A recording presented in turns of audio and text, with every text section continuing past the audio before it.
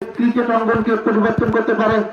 শুধু তাই নয়, আমাদের সঙ্গে যারা খেলেছে সেই ঈশ্বরদী ক্রিকেট একাডেমির দিকে তাকালেও এই যে প্রত্যন্ত এলাকায় যে একাডেমির কোচরা সাধারণত কাজ করে যাচ্ছে তাদের দিকে যদি আপনি একটু সুনজর দেন, ইনশাআল্লাহ আগামীতে পাবনার জন্য আরো বড় বড় ভালো ভালো খেলোয়াড়ের সৃষ্টি হবে।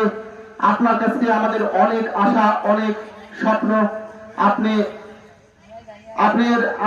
আমাদের সবাই আশা আপনি আমাদেরকে এই আশা পূরণ করবেন।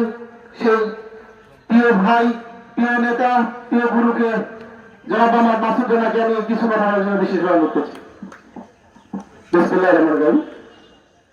রেবু ক্রিকেট একাডেমি আয়োজিত স্বাধীনতা কাপ ক্রিকেট টুর্নামেন্টের আজকের এই ফাইনাল খেলার সম্মানিত অতিথিবৃন্দ, আমার সাথে পাবনা থেকে এসেছেন পাবনা ক্রিকেট আম্পায়ার স্কোয়ার অ্যাসোসিয়েশনের সম্মানিত সভাপতি যারা বিতর্ক সভার দ্বিতীয় কার্যনির্বাহী কমিটির অন্যতম সদস্য,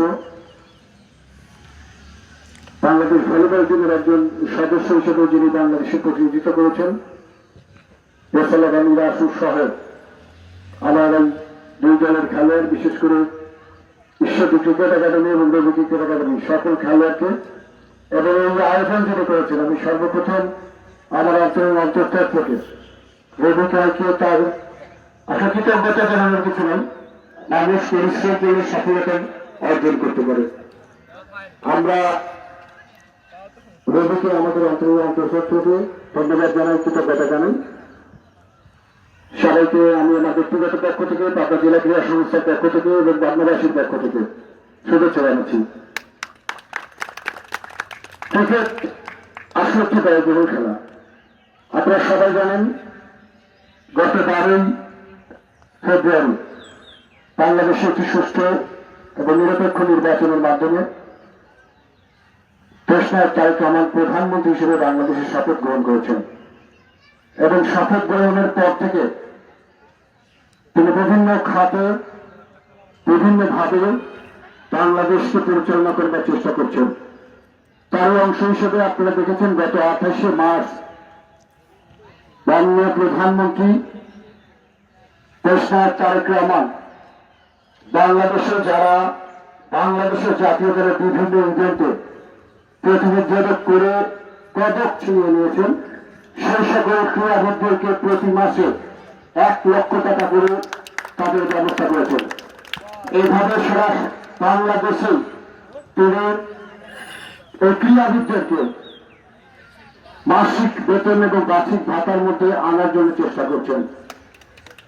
আমি 12 থেকে 14 বছরের ছেলেদেরকে বলতে চাই, আগামী 30শে এপ্রিল শহীদ হয়েছেন জিয়াউর রহমানের যে কাঙ্ক্ষিত লক্ষ্য ছিল নতুন করি, সেই নতুন করি ক্রীড়া প্রতিভা অন্বেষণ শুরু হবে এবং এটি আমাদের মাননীয় প্রধানমন্ত্রী তারেক রহমান আগামী 30শে এপ্রিল সিলেট স্টেডিয়ামে উদ্বোধন করবেন এবং এই একযোগে 30শে এপ্রিল সারা বাংলাদেশের প্রত্যেকটি স্টেডিয়ামে শুরু হবে। এই প্রতিভা অন্বেষণের মাধ্যমে বাংলাদেশের 7টি ইভেন্ট এই জায়গায় যুক্ত হয়েছে: ফুটবল, ক্রিকেট, সাঁতার, জুডো, ক্যারাতে, ব্যাডমিন্টন এবং সাঁতার।